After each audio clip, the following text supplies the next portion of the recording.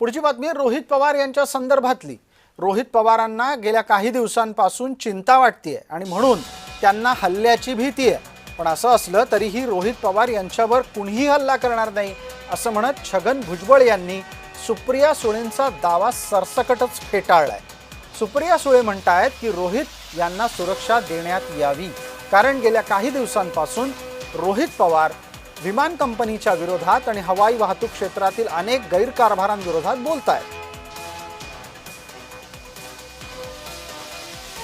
ज्या रोहित भावना मांडतोय, जे फॅक्ट्स, नुसत्या भावना नाही, तो फॅक्ट्स देखील मांडतोय, डेटा दाखवतोय, त्याच्यामुळे अनेक लोकांना त्याची काळजी वाटते। प्रसार माध्यम असतील, वर्तमानपत्र असतील आणि समाजातले अनेक लोक असतील। आणि अर्थातच मला असं वाटतं, मी महाराष्ट्र सरकारला विनंती करीन की आपण सगळ्यांनी ज्या पद्धतीने रोहित लढतोय त्याच्यामुळे रोहितला ही सिक्युरिटी द्यावी, त्याची सिक्युरिटी माननीय मुख्यमंत्र्यांनी रिव्ह्यू करावी। बघा, रोहित असो किंवा काल मला वाटतं जयनी पण त्याच्यावर वक्तव्य केलेलं आहे। अनेक लोक आता आपल्या शंका त्याच्यावर आता व्यक्त करत आहेत। मला वाटतं ह्याच्यावर स्पष्टपणे एकच मत असावं, सगळ्यांचंच एक मत असावं की जे काही घडलं त्याच्यात चौकशी ही होणं गरजेचं आहे।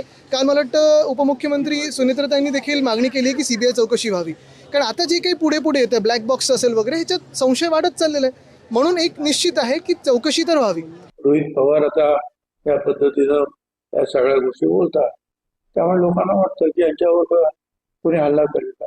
तर तसं काही हल्ला करणारं त्यांना कोणी काय केलं असं आम्हाला तर काही वाटत नाही, कारण ते सुद्धा अजित दादांच्या बद्दल काय काय झालं असेल त्या प्रेमातून काहीतरी बोलत असतात, कारण ते त्यांचे काका होते दादा।